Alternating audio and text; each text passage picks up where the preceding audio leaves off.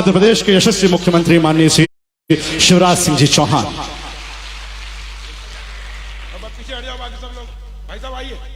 हम सबको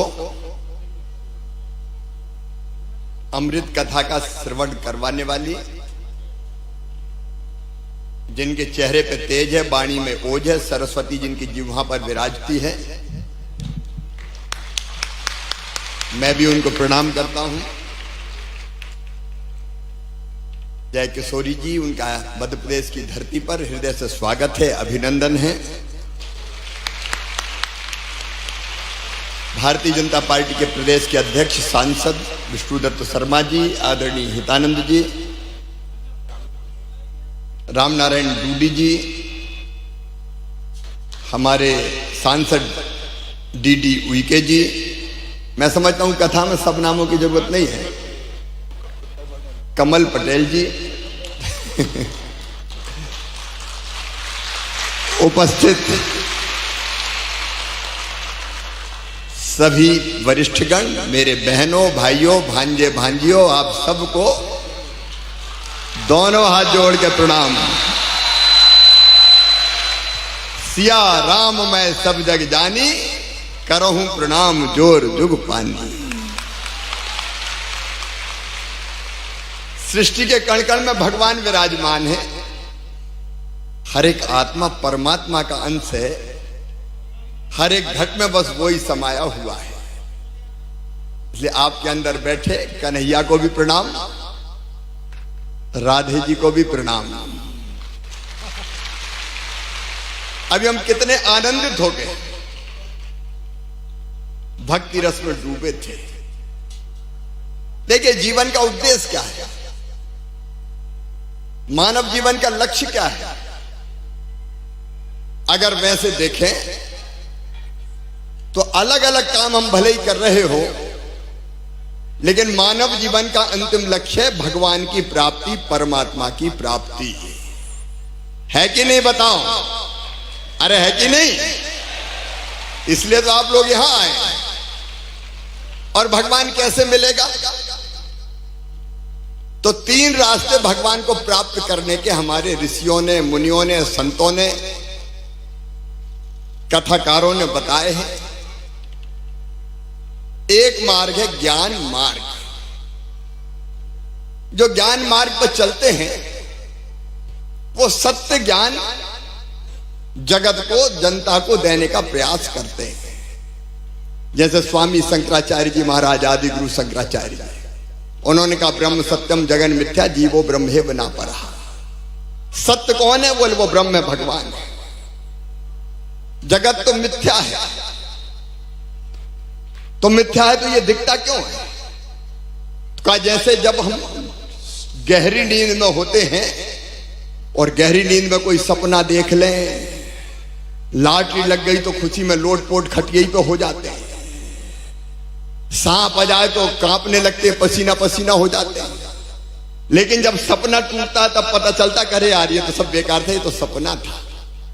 तो जैसे नींद में सपना सच लगता है, वैसे जगत ये है तो मिथ्या, लेकिन माया के कारण ये सच लगता है। सच केवल एक है, वो परम पिता परमात्मा। अब ये ज्ञान मार्ग ही है जो हमको सत्य ज्ञान देते हैं। अब उस मार्ग पर चलने वाले भगवान को प्राप्त करते हैं। आप में से कई सोच सकते हैं कि ज्ञान मार्ग तो अपने बस का नहीं है। तो दूसरा मार्ग हमें बताया गया भक्ति मार्ग। भक्ति मार्ग पे जो चलते हैं वो भगवान की भक्ति में पागल हो जाते हैं, दीवाने हो जाते हैं, सब कुछ भूल जाते हैं। अभी हम देख रहे थे, एक बार नजर मिलाने की बात हो रही थी तो कई लोग मस्त हो गए थे, नाच रहे थे, और हमारे लक्ष्मण कमल भी नाच रहे थे भगवान की। जैसे मीरा, राजघराने में पैदा हुई मीरा कहती थी मेरे तो गिरधर गोपाल दूसरों न कोई, जाके सिर मोर मुकुट मेरो पति सोई। भगवान कृष्ण की भक्ति में दीवानी मीरा नाचती थी, गाती थी। लोगों ने कहा मीरा, महल वालों ने, मीरा तुझे लज्जा नहीं आती? तो मीरा ने कहा संतन बैठ बैठ लोक लाज खोई। महल वाले नाराज हो गए कि नाच रही है, गा रही है। तो कहा कि जहर दे दो। जहर का प्याला भी कन्हैया का नाम लेके पी गई मीरा, भगवान की भक्ति में मस्त और अमर हो। जैसे भक्त बजरंग, एक बार भगवान श्री रामचंद्र जी का दरबार लगा था।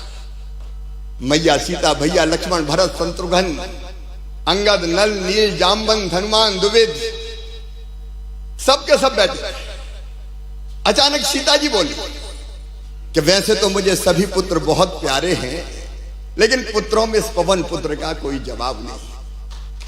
और ये कह के सीता जी ने कहा, आज अपने प्रिय बेटे को मैं अयोध्या की सबसे कीमती माला भेंट करना चाहती हूं। ये कह के सीता जी ने अपने गले से मोतियों की माला निकाली और हनुमान जी की गोद में उछाल दी। हनुमान जी ने माला उठाई, देखी, उल्टी पलटी, बाद में माला तोड़ दी और तोड़ के माला का एक मोती निकाला, मोती को भी तोड़ा, देखा और फेंक दिया। दूसरा मोती निकाला, तोड़ा, देखा, फेंक दिया। तीसरा मोती निकाला, तोड़ा, देखा, फेंक दिया। दरबार आश्चर्यचकित कि बजरंग को हो क्या गया? इतने प्रेम से मैया ने मोतियों की माला भेंट की और ये तोड़ तोड़ के फेंक रहा है। सीता जी बोली, बेटा बात क्या है बजरंग? मैंने इतने प्रेम से मोतियों की माला तुझे भेंट की है, तू तोड़ तोड़ के फेंक क्यों रहा है? बजरंग मुस्कुरा दिए, बोले मैया तू भी झूठ बोलती है। अब सब आश्चर्यचकित के बजरंग बली सीता जी से कह रहे हैं कि मैया तू भी झूठ बोलती है। तो सीता जी ने कहा, बेटा कैसी बात कर रहे हो? मैंने क्या झूठ बोला? अरे बोले मैया तू तो कहती थी ये माला अयोध्या की सबसे कीमती माला है। बोले हाँ बेटा, मैं अब भी कह रही हूं ये माला अयोध्या की सबसे कीमती माला है। बजरंग फिर मुस्कुराए, अरे मैया अब भी झूठ बोल रही है। मेरे लिए तो कीमती वो है जिसमें मेरे भगवान श्री राम निवास करते हो, जिसमें मेरी मैया सीता रहती हो। और इन मोतियों को तोड़ तोड़ के देख रहा हूं, ना तो भगवान राम दिखाई दे रहे हैं, ना मैया सीता तू दिखाई दे रही है, तो मेरे लिए काय की कीमती है। अब त्रेता युग में भी कुछ जलने वाले लोग होते थे। एक उठ के खड़े हो गया कि बजरंग तुम उसी चीज से प्यार करते हो जिसमें भगवान राम और सीता हो। बोले हाँ। बोले अपने शरीर से प्यार करते हो कि नहीं? बोले सब करते हैं, मैं भी करता हूं। तो बोले बताओ तुम्हारे शरीर में भगवान राम और सीता कहां हैं? तो कहते हैं बजरंग ने भरे दरबार में सीना चीर दिया और सारे दरबार ने देखा भगवान राम और मैया सीता हनुमान के हृदय में विराजमान। यह है भक्ति मार्ग। जो भक्ति मार्ग पर चलते हैं वो परम पिता परमात्मा को प्राप्त करते हैं। अब आप कहोगे कभी कभी कथा सुनने तो आ सकते हैं, लेकिन रोज तो भक्ति मार्ग ही नहीं हो सकते, बाल बच्चों वाले हैं। तो तीसरा रास्ता बताया, कर्म मार्ग। जो काम भगवान ने आपकी तरफ तय कर दिया वो मेहनत और ईमानदारी से करते चलो। अगर किसान है, अकेले का पेट नहीं भरता, अन्न के भंडार भर के सारे हिंदुस्तान को और अब तो गर्व है कि सारी दुनिया को खिलाता है हमारा किसान। अगर डॉक्टर इलाज के अभाव में किसी को मरने ना दे, उसका इलाज कर दे, तो भगवान की पूजा करे ना करे परमपिता परमात्मा के दर्शन हो जाएंगे। अगर शिक्षक है, स्कूल में ढंग से पढ़ा ले और बच्चों को ठीक शिक्षा दे दे, भगवान की पूजा ना करे, साक्षात भगवान की प्राप्ति हो जाएगी। कोई भी अलग अलग काम करने वाला मेहनत ईमानदारी से काम करे, नेता है, कर्मचारी है तो ईमानदारी से अपना काम पूरा करा दे। नेता है तो हवाला घोटाला बेईमानी ना करे, जनता की सेवा में अपने आप को झोंक दे, भगवान की पूजा करे ना करे, भगवान प्राप्त हो जाएंगे। जो काम भगवान ने अपनी तरफ तय कर दिया वो मेहनत और ईमानदारी से करो, बिना परिणाम की चिंता किए करते चलो, परमपिता परमात्मा के दर्शन हो जाएंगे। ये कर्म मार्ग है और इस पर चलने का हम सब प्रयास करें। मैं भी करता हूं, हम भी करते हैं, आप भी करें, जीवन धन्य हो जाएगा। ये दुनिया परमानेंट घर नहीं है, अपना परमानेंट घर नहीं है। यक्ष ने युधिष्ठिर से पूछा कि बताओ दुनिया में सबसे बड़ा आश्चर्य क्या है? तो युधिष्ठिर बोले मनुष्य पैदा होता है, छोटा रहता है, बच्चा होता है, घूमता है, खेलता कूदता है, बड़ा होता है और पढ़ाई करता है और बड़ा होता है, शादी होती है, जैसे आज मेरे कई भांजियों की यहाँ पर शादी हुई है, 134 शादी होती है और बड़ा होता है, धीरे धीरे वो बूढ़ा होता है और बूढ़ा होकर मर जाता है। जो आया है उसे जाना है, मृत्यु अवश्यम भावी है और सबको पता है कि मैं आया हूं तो परमानेंट नहीं हूं, एक दिन जाऊंगा, लेकिन व्यवहार ऐसा करता है जैसे हमेशा ही इस दुनिया में रहना हो। ये सबसे बड़ा आश्चर्य है। तो अपन को कुछ दिन रहना है तो आनंद से जो काम है करो, केवल अपने लिए नहीं दूसरों के लिए भी करो। परहित सरिस धर्म नहीं भाई, पर पीड़ा सम नहीं मधमाई, तो जीवन धन्य हो जाएगा। हम भी यही सोचते हैं कि पता नहीं अब 10 साल उम्र बची है कि 15 साल बची है। अरे जितनी बची है शिवराज, एक एक मिनट का ठीक उपयोग करके जनता के लिए जी ले, धन्य हो जाएगा। यही जिंदगी है, इसके अलावा। और इसी काम में हम सब लगे। एक बार इतनी अच्छी कथा के लिए ऐसा लग रहा था कि भजन में मैं भी, लेकिन अभी कैबिनेट है और कर्तव्य पथ पर हमें चलना है।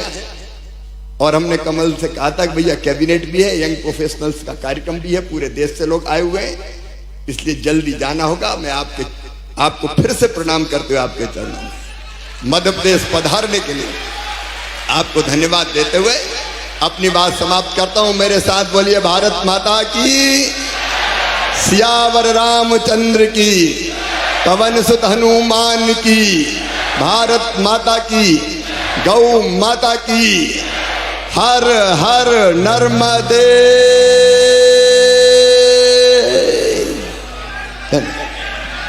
भजन तो कैलाश विजयवर्गीय जी को आता है, मुझे नहीं आता। एक बार जोरदार ताली हमारे माननीय मुख्यमंत्री जी के लिए।